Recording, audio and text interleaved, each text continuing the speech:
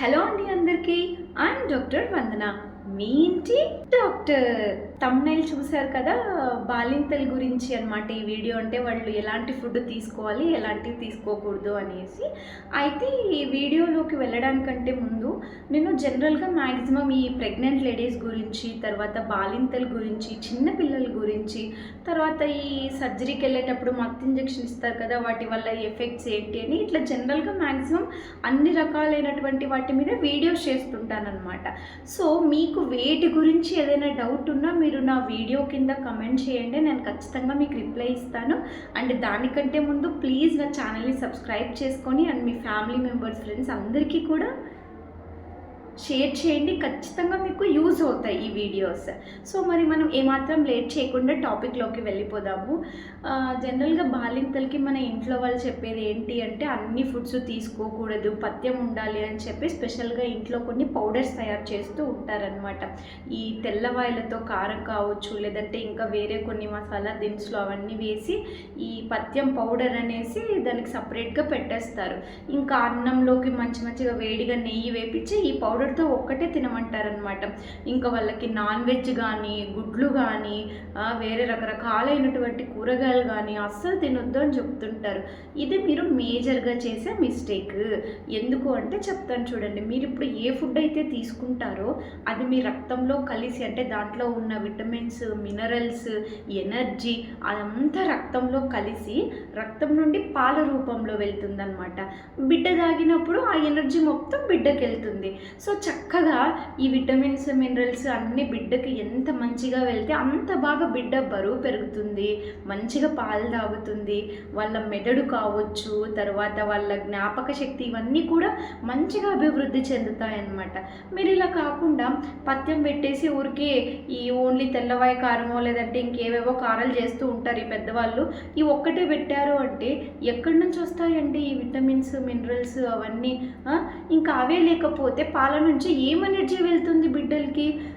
చంటి పిల్లలు పాపం పాలు ఉరికే తాగుతూ ఉంటారు, ఆ పాలలో నీళ్ళు తప్ప ఏం ఎనర్జీ ఉండదు, ఏముండదు. మీరేమో ఆ పాలు బాగా పడుతున్నాయి అనుకుంటూ ఉంటారు.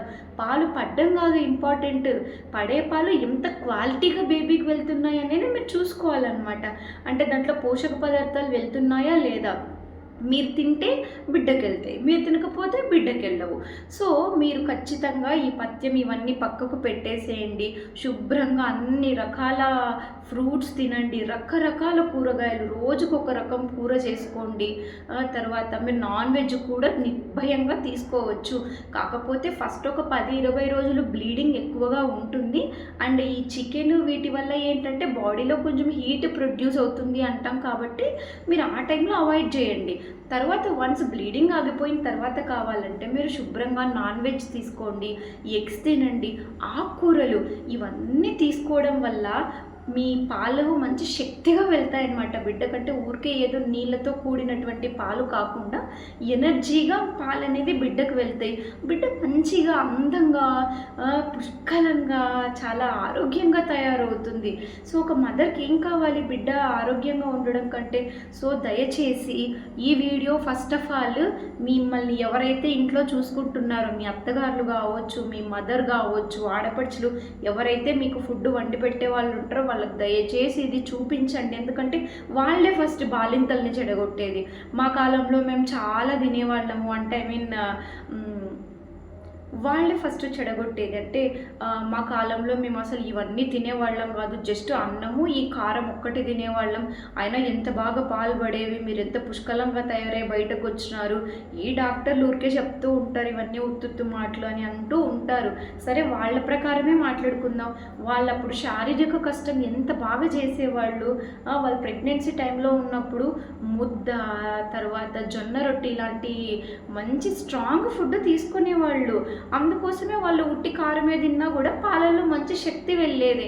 కానీ ఇప్పుడు మనకు వాళ్ళు చేసేటువంటి శారీరక కష్టం లేదు. మన ఫుడ్ ఎంత వర్స్ట్ ఫుడ్, అసలు జంక్ ఫుడ్ తీసుకుంటూ ఉంటాం. మ్యాగీస్ అంట, తర్వాత ఏదో సింపుల్గా సలాడ్స్ అని చెప్పి ఊరికి ఇట్లంతా మనం అంటే ఎనర్జీ లేని ఫుడ్ తిని పెరిగాము. సో మరి వాళ్లకు మనకు తేడా చాలా ఉంటుంది కదా. సో వాళ్ళ జనరేషన్ వేరు, వాళ్ళ లైఫ్ స్టైల్ వేరు, మనది కంప్లీట్గా వీక్ లైఫ్ స్టైల్. సో ఇది ఒక్కటి వాళ్ళకి అర్థమయ్యేటట్టు ఉండేటట్టు చెప్పండి. పుష్కలంగా మంచి ఫుడ్ తీసుకోండి. బేబీకి మంచిగా అభివృద్ధి చెందేటట్టు చూడండి. అండ్ ఈ టైంలో పాలు ఇచ్చే టైంలో జంక్ ఫుడ్స్ ఇవన్నీ దయచేసి అవాయిడ్ చేయండి. ఎందుకంటే ఆ జంక్ ఫుడ్స్ వాటన్నిటిలో కొవ్వు పదార్థాలు ఎక్కువ ఉంటాయి. అవి మళ్ళీ బేబీకి వెళ్ళి బేబీకి కూడా చిన్న వయసుకే కొవ్వు పదార్థాలు పెరగడము, వాళ్ళు చిన్న వయసుకే ఒబెసిటీ అంటే ఊదకాయంతో బాధపడటము, గుండె సమస్యలు రావడం ఇట్లాంటివన్నీ ఉంటాయన్నమాట. అండ్ వన్ మోర్ థింగ్ ఏంటి అంటే జనరల్గా పాలు ఇచ్చేటప్పుడు 6 నెలల వరకు పాలు ఇస్తూ ఉంటారు కదా. సో ఆ పాలల్లో కాల్షియం అంటాం అనమాట, అది వెళ్తూ ఉంటుంది. సో మనకు కాల్షియం తగ్గిపోతుంది అండ్ రక్తం బ్లీడింగ్ అవుతూ ఉంటుంది.